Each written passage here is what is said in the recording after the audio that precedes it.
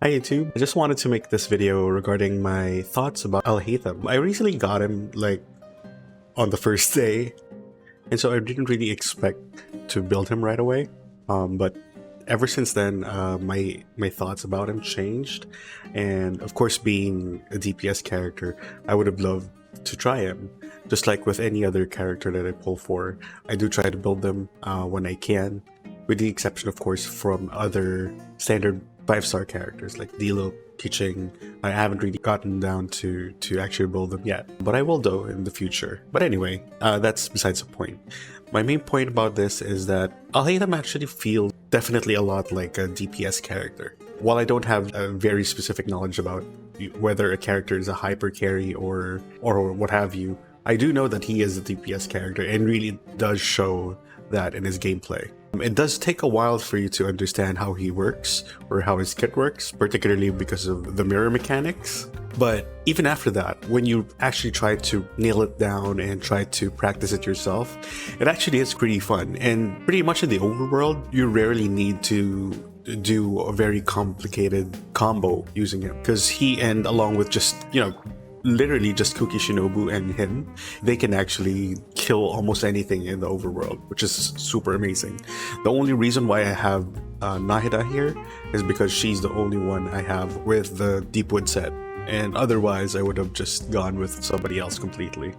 What I love about characters that I get is the fact that they could be used in the overworld. Now, I have a bunch of characters here, but for instance, Ito. Now, I can use Ito in certain cases, but I don't like using him a lot just because of the fact that you would have to use his burst in order for him to really dish out damage, right? And so a character like Haitham is actually pretty fun to use even in the overworld, because he can still dish out a ton of damage even without using his burst. And that's something that I've always liked about characters like Ganyu, for instance, which I got pretty early on in the game. I liked her a lot because you just have to use her charge shot.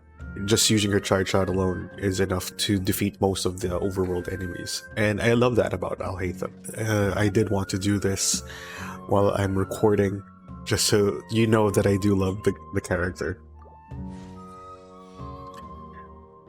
Well deserved. Well deserved indeed.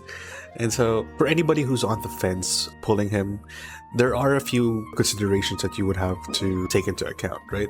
Like, if you don't have another Dendro character built, one major issue would be, of course, the Deepwood set. In my case, I only have one Deepwood set, and it's currently on Nahida. And if I didn't have this, I would greatly lose so much DPS. So it's really important that you have at least somebody on a Deepwood set. I wouldn't really recommend him having on the Deepwood set because I feel like it's a DPS loss, as opposed to having, a simple 2-piece set like this, Gilded Dreams and Wander's Troop. I did farm this quite a lot while I was farming for Nahida, so that's pretty much the reason why I still have some pretty decent stuff right here. So a good amount of crit damage on both pieces, and not so much on the subsets though, but at least it didn't roll into those, so that's pretty cool. I do have EM, which is his main stat, and that's another thing I'll talk about later on. But yeah, I do have energy recharge on him, and of course, again, the crit damage, a little bit of attack, and I think a roll into defense. Not really the end of the world, but at least it's something that's usable, right? He will need to have a Dendro damage bonus cup or goblet, and if you don't have one, just put on another EM piece, and I think you should be fine. For the circlet, you would want to have crit rate or crit damage depending on the stats you need, but basically getting a 1:2 ratio is actually pretty good. And so right now in the overworld, I have him on 77 to 151, but the energy recharge is actually a bit pretty low. I do change it out from time to time to the other set I have, which is currently being held by, I believe, Chi-Chi. There you go. So I do have this. Now it's going to be a huge difference in terms of crit rate and crit damage. So it is a bit of a dip, particularly with the crit damage, but I do get a ton of energy recharge with it, and so I pretty much like to use this in Abyss, where he's pretty much topped off almost right away as long as I use him properly, as opposed to the other one which only had 128. So, yeah. But again, in the overworld, I don't really need to use his burst, so this is pretty much the best set on him. Just because it has so much damage, that would be better. But in terms of like the full set for Gilded Dreams, I think that would still be the best option for him. Not only does it provide you the 80 EM from the 2-piece, it also provides you even more EM as long as you have other elemental type of characters in your team. It also gives you a 14% attack increase for characters that are same element. If you have a 4-piece set of Gilded Dreams, that's actually still going to be a little bit better than having the 2-piece. But of course, the 2-piece isn't all bad. So yeah, the main reason why I wanted to pull on Alhaitham's banner was because I really just wanted to get Yao Yao. Now, I have most of these characters already C6, like Xiangling, Xingqiu, Yanfei, and Yunjin. I did get those constellations before, so I don't really have to pull for any of them in particular right now. I do want to get another constellation for Beidou, but since Beidou is actually in the Star Glitter shop, then yeah, it's a no-brainer. It's gonna be Yao Yao, because I do want to get her. Oh, what's the character preview? Okay. I thought it was something different. Anyway, let's go ahead and invite her as well. And she is now C2, I believe. Or C1, rather. And yeah, I really wanted to pull for her specifically. I just wanted to build some pity before I went for Yelan's banner, but got Alhaitham instead, and by all means, I have no regrets. So she is now currently C1. Nice. I do have a building your pity done right video. I'll link it up there somewhere. If you want to watch it, just give it a go. Basically, what it's saying is that if you want to build your pity, only do that on the banners that you actually like. So you don't have to watch that video anymore. But anyway. So yeah, the main reason why I wanted to get Yao Yao was because I wanted to have a second Dendro character, and so far I don't have the resources yet to build her. Now I can level her up, I can put in the time and the resources to level her up, but the thing is, I'm also saving up for Yelan. Now I actually have all of her stuff ready. It's just that the Mora is what I'll be lacking, and probably the books as well, because if I did level her up, it's gonna be an issue. Anyway, going back to Alhaitham, it really depends on what you currently have. If you already have the Dendro MC, he's definitely a great addition to your account, because he's definitely going to be able to dish out a ton of damage, and so I like his gameplay a lot. A lot of people would already have Xingqiu. If you don't have Kuki, that's fine. You can also use Fischl. She's also a great electro trigger, because as long as you have Oz, then you'll have a good time, right? You'll definitely have a good time using Alhaitham as well. There's so many teams that you can slot him in, and making him a great DPS character to pick up, I would say. In terms of his attack combos, he definitely has a learning curve to him. You would definitely have to understand how he works. So basically there are 3 ways that you can get your mirrors. One is by using his burst. Now if you didn't have any mirrors, you get 3. If you use his skill, you get 2. If you didn't have any, and if you use a charged or plunging attack, then you get 1. And so those are the 3 ways you can get it. So for the most part, like I said, in the overworld, you mainly just want to use a skill and then do a charge attack, and you already have all the 3 mirrors. I'm sorry that it's lagging.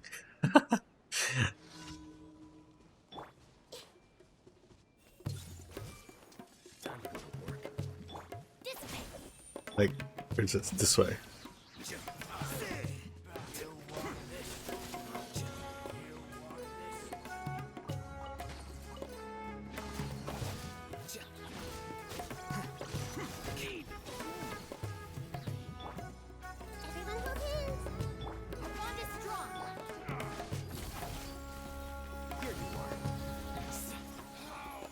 He does a ton of damage. What can I say? By the way, I'm using an R2 black sword. There are a lot of options for him depending on what you need. Like if you had the Huron, or if you had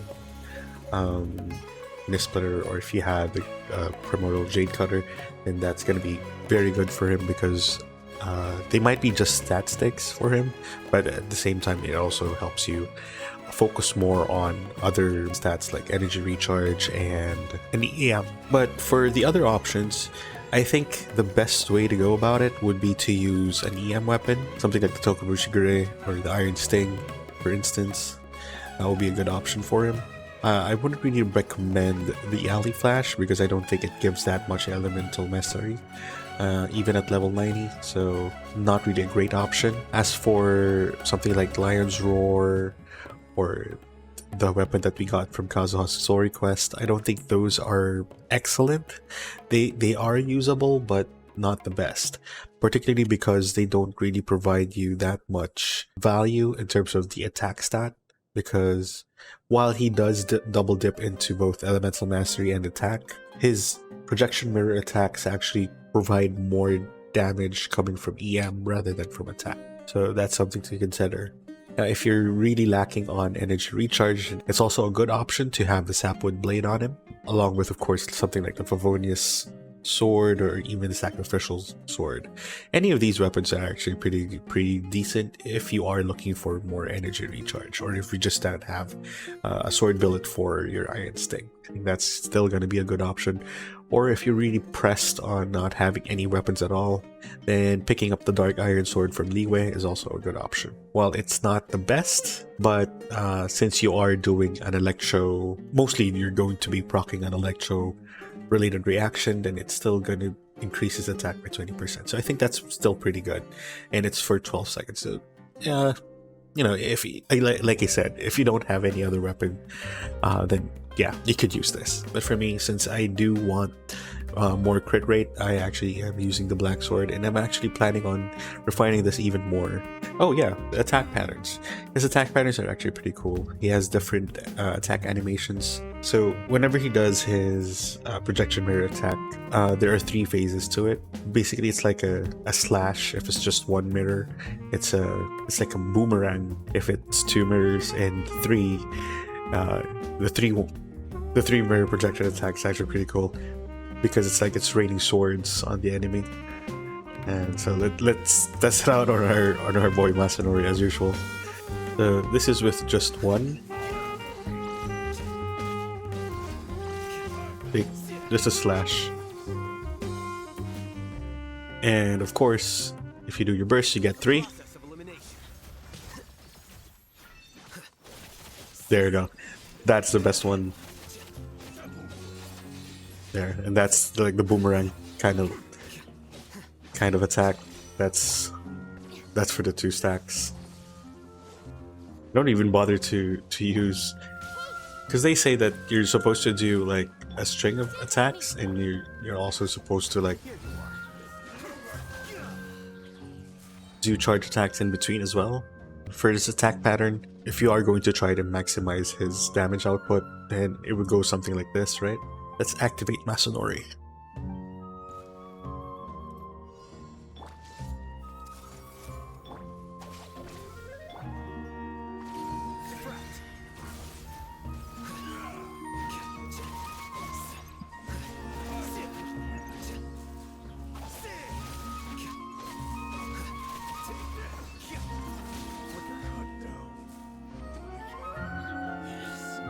See how good he is. He's actually super good.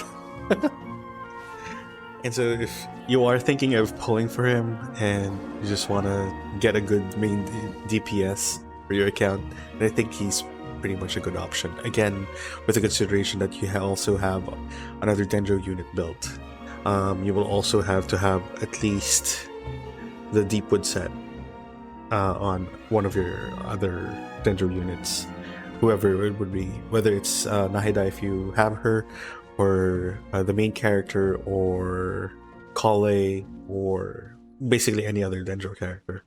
He's super cool and he's super fun to use, and I do not actually regret pulling for it. Great character to have, max him out, level 90, put it on your best 2-piece set if you don't have the 4-piece Gilded Dream set. And he's gonna be a great addition to your team. In terms of his attacks, for every mirror you have, it multiplies the damage that you output. So having 3 mirrors means you triple your damage. So you have to make sure that you maximize his time on the field by having the most number of mirrors on him at all times. You would have to string them properly, like doing your burst first and then using those mirrors to do normal attacks in order to do the projection mirror attack, and then after that, after a few seconds, after 4 specifically, do either a charge attack or his skill, and then after another 4 seconds, whichever you used first, use the other one. Like if you use the charge attack, then use the skill. If you use the skill, then use the charge attack. So whatever is your preference, either way, as long as you do that, then you should be good. You should be able to dish out a lot of damage from him for sure. That is it for me, and I'll be making another video regarding the second half of 3.4, whether you should pull for Yelan or Hu Tao. Watch out for that. Thank you for watching. If you want to see another one of my videos, click right here in the middle. Peace out for now.